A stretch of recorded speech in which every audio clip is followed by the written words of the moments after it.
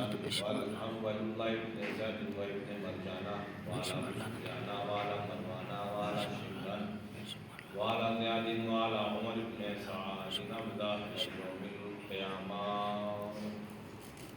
أما بعد فقد قال سبحانه وتعالى قال أمير المؤمنين حضرت علي بن أبي طالب عليه الصلاة والسلام ليس الجمال بأثواب تزينون إن الجمال جمال العلم والأدب ليس اليتيم الذي قد مات والده إن اليتيم يتيم العلم والأدب. اللهم صل على محمد وآل محمد وعجل فرجهم. حضرین گرامی، ماتمداران سرکار سردار کربلا، مولیان اہل بیت علیہ السلام، ظاہر ہے کہ جو افراد پڑھے لکھے ہیں انہیں معلوم ہے کہ اگر گفتگو کا وقت زیادہ ہو مشکل نہیں ہوتی، لیکن یہ کہ گفتگو کا وقت اگر کم ہو اس کے لیے مطالعہ کی وسیع ضرورت ہوتی ہے، اور اگر وقت زیادہ ہو جتنا زیادہ وقت ہوگا اتنے ہی کم مطالعے کی ضرورت پڑتی ہے، اور جتنا کم وقت ہوتا ہے اتنے ہی زیادہ مطالعے کی ضرورت ہوتی ہے. کیوں؟ اس لیے کم وقت میں یعنی گادر ساگر کرنا ہوگا. اللهم صل على محمد وآل محمد وعجل فرجهم. مولا کائنات کا شعر نامی ہے، مولا نے شعر میں پیغام پہنچایا. اس سے قبل کی مجلس میں بھی میں نے اس شعر کو عنوان سخن قرار دیا تھا، لیکن یہ کہ کچھ باتیں رہ گئی تھیں تو آپ حضرات کے اذان عالیہ کے حوالے کر دوں گے. مولا نے فرمایا کہ یقیناً لیس الجمال باسباب تزینون، خوبصورت وہ انسان نہیں ہے کہ جو لباس کے ذریعے سے خوبصورتی حاصل کرنا چاہتے ہیں. مولا فرماتے ہیں کہ لیس الیتیم الذی قد مات والدہ، یتیم وہ نہیں ہے کہ جس کے سر سے اس کے والد کا سایہ اٹھ جائے. پھر کا یتیم وہ ہے کہ جس کے پاس نہ علم پایا جائے نہ ادب پایا جائے. اور خوبصورت کون انسان ہے؟ کہ خوبصورت وہ انسان ہے جس کے پاس علم بھی پایا جائے اور ادب بھی پایا جائے. بے شک بے شک. یہ انسان جو ہے وہ خوبصورت ہے. یعنی نگاہ اہل بیت میں، نگاہ معصوم میں، نگاہ عصمت میں اگر کسی انسان کو بلندی حاصل کرنا ہے تو اسے اپنے آپ کو علم سے آراستہ کرنا ہوگا. بے شک بے شک. سبحان اللہ. اور یاد رکھیے گا کہ یہ ہر فساد کو، ہر طرح کی جہالت کو ختم کرنے کے لیے اور بہترین معاشرے کو بنانے کے لیے علم ہی کی ضرورت ہے. بے شک. اور جہاں علم نہیں پایا جائے گا وہاں غربت ہوگی، وہاں ستم پایا جائے گا، وہاں مظلومیت ہوگی، وہاں انانیت ہوگی، وہاں اندھیرا پایا جائے گا. کیوں؟ چونکہ جس انسان کے پاس علم نہیں پایا جاتا وہ یتیم ہے. اور اسی لیے علماء نے یتیم کی 3 قسمیں بیان کی. یتیم کتنی طرح کے ہیں؟ 3 طرح کے. کون یتیم؟ کا پہلا یتیم، یتیم فی العلم، وہ یتیم کہ جو علم کا یتیم ہے، جسے مولا نے فرمایا. کا یتیم فی الدنیا، وہ یتیم کے جس کے سر سے اس کے والد کا سایہ ہو گیا.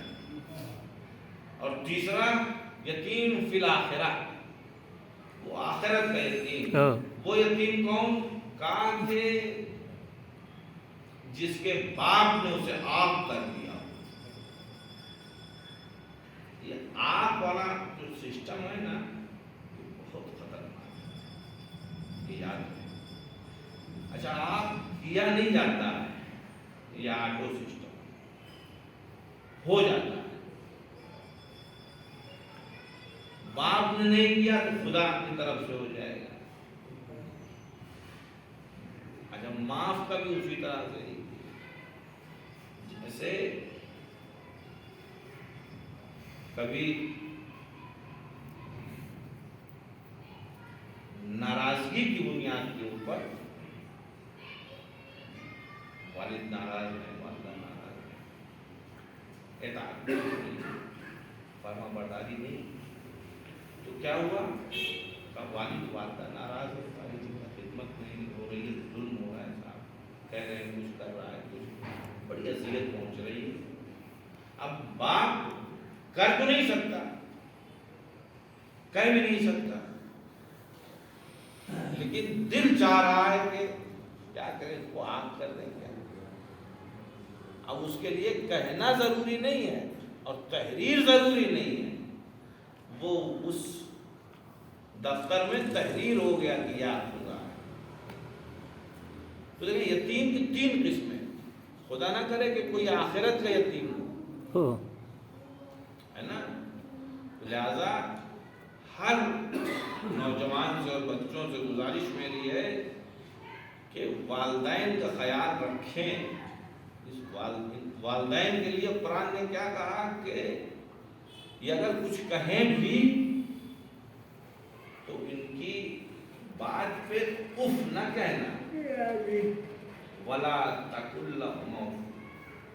ایک کلام اف جو ہے نا، اب اس سے علاوہ بھی جو ہے کچھ ہوتا تو قرآن وہ بھی استعمال کرتا، خدا اس کو بھی لے کے رکھتا، لیکن کہا کہ نہیں، چونکہ خدا کو معلوم ہے کہ ایک منزل ایسی آئے گی ان کی بزرگی میں کہ یہ کچھ کہیں گے، ایک بار کہیں گے، 2 بار کہیں گے، بار بار کہیں گے، جو بار بار کہیں گے تو بیٹا جو ہے وہ پریشان ہو جائے گا ان کی گفتگو سے، اور جب پریشان ہوگا تو ایک لفظ اف آئے گا، تو کہا کہ اف تک نہیں کرنا ہے، بالکل خاموش، ان کی بالکل فرما برداری میں، ورنہ یہ یاد رہے کہ جو آگ کا سسٹم ہے اس سے ڈرے ہیں۔ تو پہلا یتیم کون ہے؟ یتیم فی العلم، علم کا یتیم۔ لیکن یتیمی، علم کی یتیمی کیا ہے؟ جہالت۔ جہالت تاریکی ہے، جہالت اندھیرا ہے، جہالت سیاہی ہے۔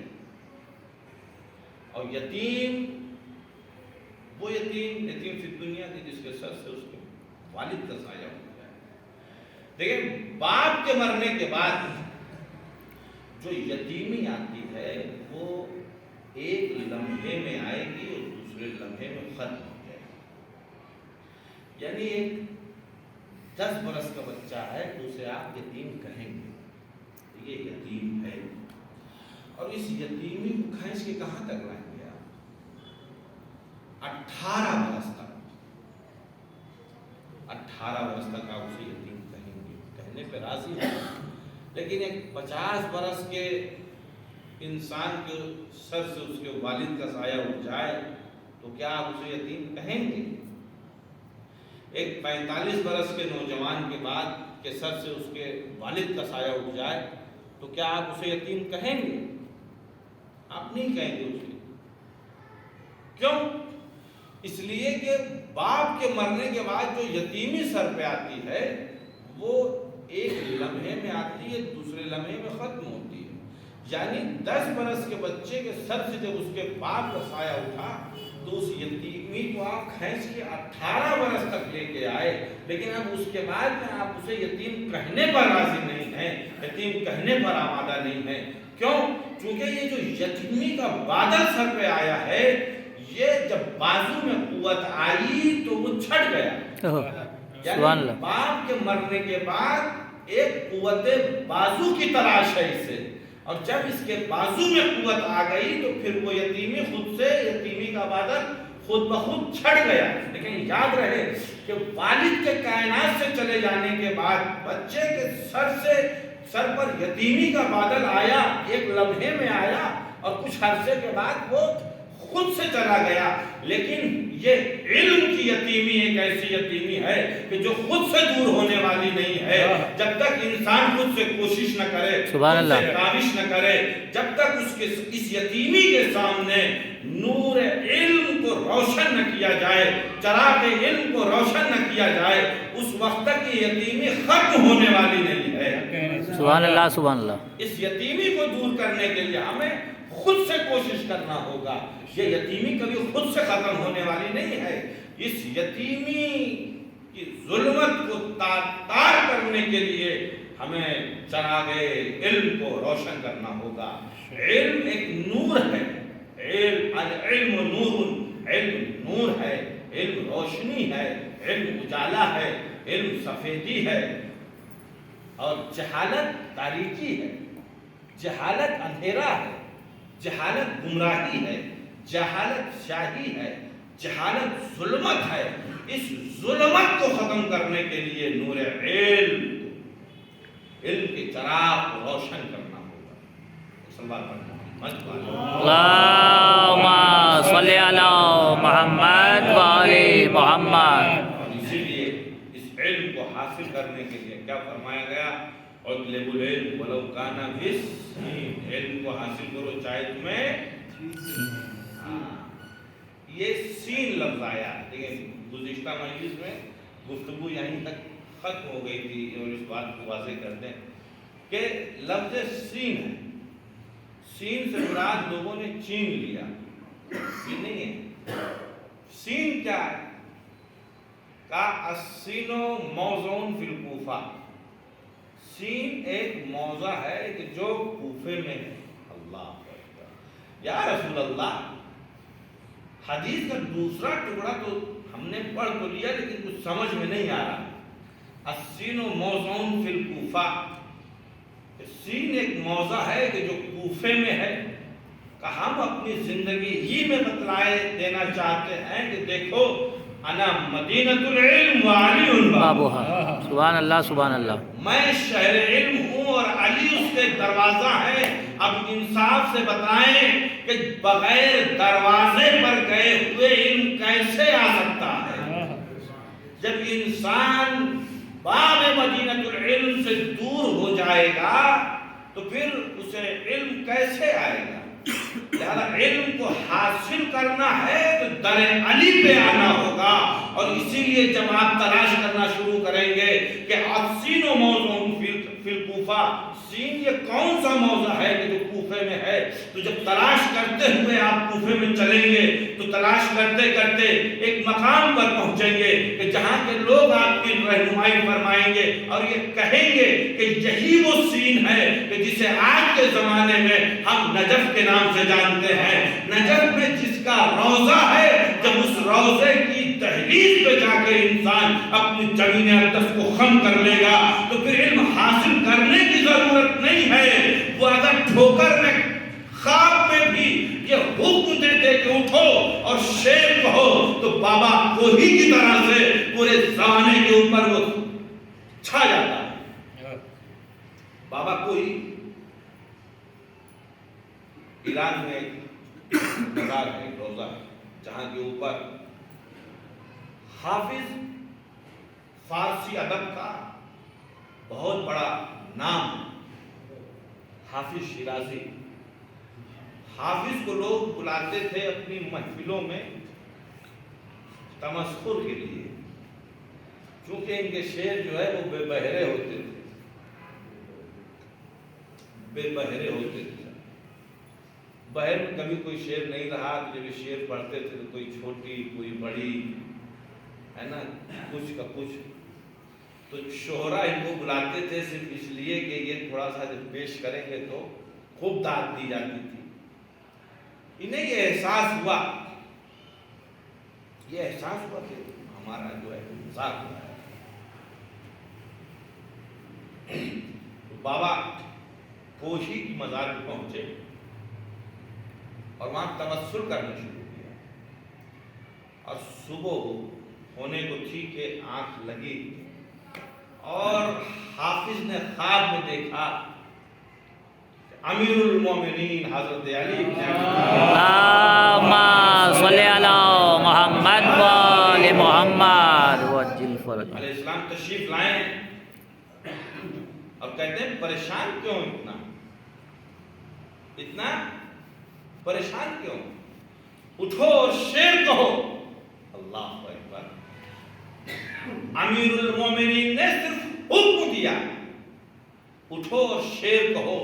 تو حافظ آج فارسی ادب کی بہت بڑی شخصیت ابھر کے سامنے ہے اور زمانے کے اوپر چھائے. اور حافظ کے اشعار کی تشریح کرنا لوگوں کے لیے مشکل اور بعض لوگوں کے لیے محال.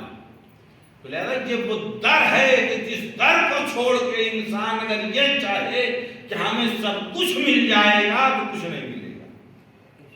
لہذا السین و موزون فی الکوفہ نجف ہے.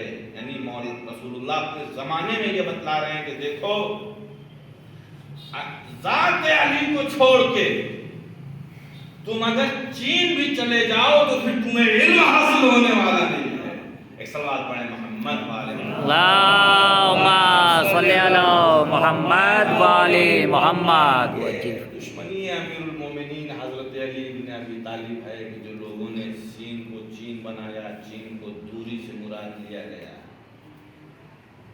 یہ سب روایتیں وہاں کی ہیں, یہاں کی نہیں ہیں.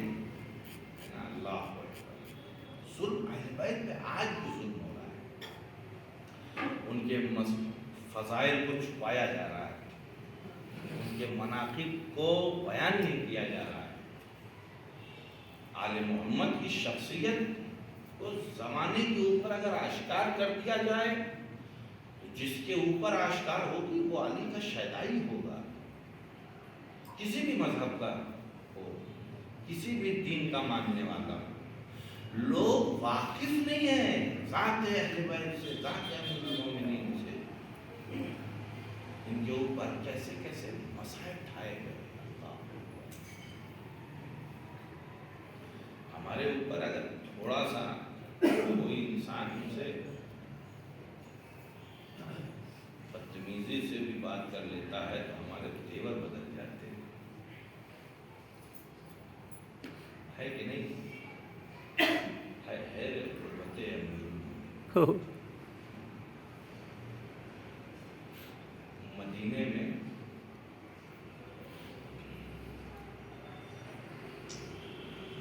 بعد پیغمبر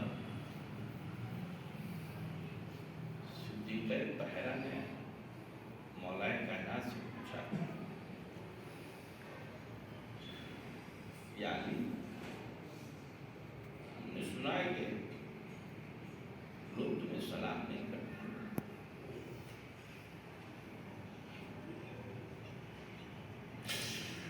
امیر کائنات نے فرمایا سلام, میں سلام کرتا ہوں تو مجھے جواب.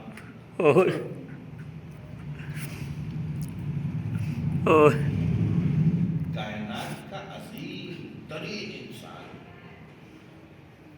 اس سے بڑی اور کیا مصیبت ہوتی ہے کہ فاتح خیبر ہو جس نے اسلام پروان چڑھایا, جس نے لوگوں کی مدد کی. اور پھر یہی نہیں, آئے تطہیر کے نازل ہونے کے بعد رسول اللہ در بطول پہ آ کے سلام کرتے تھے, السلام علیکم یا اہل بیت النبوہ, السلام علیکم یا معادن الرسالہ. اس در پہ لوگ آگ اور لکڑی لے کے جائیں. در زہرا پہ یہ مہینہ جناب سیدہ سے منسوب ہے. ہمارے علاقے میں اسے بیوی کا مہینہ بھی کہا جاتا ہے. در سیدہ پر آگ اور لکڑیاں لے کے لوگ جمع ہوں. شہزادی نے کہا کہ اس در میں آگ لگاؤ گے جس میں حسین ہے, جہاں تمہارا نبی آ کے سلام کرتا ہے, لیکن لوگوں نے اس در پہ آگ لگائی. جلتا ہوا دروازہ صدیقہ طاہرہ کے اوپر گرایا گیا. پہلو شکستہ ہوا، محسن کی شہادت ہوئی، صدیقہ طاہرہ نے وصیتیں کی، ان لوگوں کو ہمارے جنازے میں شریک نہ ہونے دیں۔ ایک لوتی بیٹی ہے رسول اللہ کی، اور پھر اس کے بعد جنازے دیکھے ہوں گے آپ نے گھروں سے نکلتے ہوئے، اس میں سے کوئی نہ کوئی ہوگا کہ جس کے گھر سے جنازہ نکلا ہوگا۔ لیکن جب گھر سے ماں کا جنازہ نکل رہا ہو تو بچوں کی عجیب کیفیت ہوتی ہے۔ مدینے کی وہ شب، 3 جمادی الثانی، شب 4، اس شب میں مولا کائنات نے بھیجا بلال سلمان کو بلانے کے لیے، جاؤ سلمان کو بلایا۔ سلمان کو بلانے کے لیے جب بھیجا تو امام حسن اور امام حسین پہنچے، گریبان چاک ہے۔ سلمان نے دیکھا کہ بال پریشان ہے، گریبان چاک ہے، فراق کا بابا نے بلایا ہے سلمان۔ سلمان جب پہنچے، مولا کائنات نے جناب سلمان کو گلے سے لگا کے گریہ کرنا شروع کر۔ سلمان، فاطمہ جب اس گھر میں آئی تھی تو آگے آگے تم تھے، ناکے کی نہاد کو۔ اب چونکہ کائنات سے جا رہی ہیں تو ہم چاہتے ہیں کہ تم ساتھ ہو۔ اللہ امام مولا کائنات غسل دینے کے لیے حجرے میں پہنچے، غسل دینا شروع کیا۔ غسل دیتے ہوئے مولا کائنات کو رونے کی آواز آئی۔ وہ آواز جب باہر تک آئی، جناب زینب نے بابا کا دامن پکڑا۔ امیر کائنات حجرے سے باہر آئے تو شہزادی زینب سلام اللہ علیہ نے سوال کیا، بابا آپ جب غسل دینے کے لیے گئے، پانی کے گرنے کی آواز آئی، ہم یہ سمجھ گئے کہ آپ نے غسل دینا شروع کر دیا ہے، لیکن بابا تھوڑی دیر کے بعد رونے کی آواز آ رہی تھی۔ بابا یہ رونے کا سبب کیا ہے؟ امیر کائنات نے فرمایا کہ ہائے وہ 75 اور 95 دن کے بعد بھی وہ زخم تازہ تھا۔ اللہ اکبر۔ تاریخ میں ہم نے 3 جنازے ایسے دیکھے جس کے غسل دینے والے چیخ مار کے روئے۔ یہ پہلا جنازہ تھا مدینے میں بی بی سیدہ کا کہ امیر کائنات گریہ کر رہے تھے۔ دوسرا جنازہ ہم نے زندان شام میں دیکھا، جناب سکینہ کا جنازہ ہے کہ غسالہ جب غسل دینے کے لیے آئی، بس ایک مرتبہ غسل دینے کے لیے آئی، جیسے ہی پیراہن کو اتارا بس وہ چیخ مار کے گریہ کرنے لگی اور بے ہوش ہو گئی۔ غش افاقہ ہوا تو پوچھا، اے بیویو یہ بتاؤ کہ اس بچی کو کون سا مرض لاحق تھا؟ ارباب اعضاء جناب زینب تڑپ گئی، تڑپنے کے بعد فرماتی ہیں، ارے اس بچی کو کوئی مرض نہیں تھا، بلکہ کربلا سے کوفہ اور کوفہ سے شام تک اسے اونٹ کی برہنہ پشت پہ جکڑ کے باندھ دیا گیا تھا۔ ہاں ارباب اعضاء، وہ تیسرا جنازہ ہم نے دیکھا۔ امام محمد باقر فرماتے ہیں کہ جب میں اپنے بابا کی شہادت کے بعد چہرے پر آخری پانی ڈالنے کے لیے پہنچا تو میں نے کیا دیکھا کہ میرے بابا کو جو توقع خاردار پہنایا گیا تھا، ہائے وہ 35 برس کے بعد بھی وہاں کا زخم تازہ تھا۔ ہاں باب اعضاء، 3 جنازے ایسے ہیں جن کو غسل دینے والے گریہ کر کے رونے لگے۔ صدیقہ طاہرہ کا جنازہ آمادہ کیا گیا۔ ہاں باب اعضاء، جناب زینب آئی رخصت کے لیے، آنے کے بعد اماں کا دیدار کیا، خدا حافظ کہا۔ جناب ام کلثوم آئی، اماں کا دیدار کیا، خدا حافظ کہا۔ امام حسن آئے، اماں کا دیدار کیا، خدا حافظ کیا۔ ہاں باب اعضاء، بس ایک مرتبہ غریب زہرا حسین ابن علی آگے بڑھے اور بڑھنے کے بعد اپنے ہاتھوں کا پیالہ بنایا अम्मा के रुखसार तक लेके आके यूं पकड़ा और पकड़ने के बाद आसमान को देखा। देखने के बाद फरमाते हैं वाह गुरबता, वाह मुसीबता। अरे इस आवाज का बुलंद होना था कि बंदे कफन टूटे, ए मेरे लाल हुसैन, अरे तू गरीब नहीं हुआ है। अरे दस्ते अदब को जोड़ के कहूंगा, ए बीबी, अरे अभी अली मौजूद है तसल्ली देने के लिए, सलमान मौजूद है दस्ते शफकत फेरने के लिए, लेकिन आए जरा ज़मीने करबला पर आए। करबला के मैदान में ये आपका लाडला हुसैन पुश्ते फरस पर टगमगा रहा है। पुश्ते फरस जब जमीन पर आया तो इमाम ज़माना ने ज़हरत नाहिया में फरमाया, अरे सलाम हो जद्दे मज़लूम पा, अरे जिसका जनाजा न तीरों पर न सीट पर था न जमीन पर था, बल्कि तीरों पर मुअल्लक था। अरे तीरों के आसमान से हुसैन ने जब जमीन की तरफ झुक कर देखा तो हाफिज के बाद हुसैन साहब फरमाते हैं कि हुसैन की उजड़ी हुई माँ अपनी गोद फैलाए हुए बैठ कर रही थी, आजा मेरे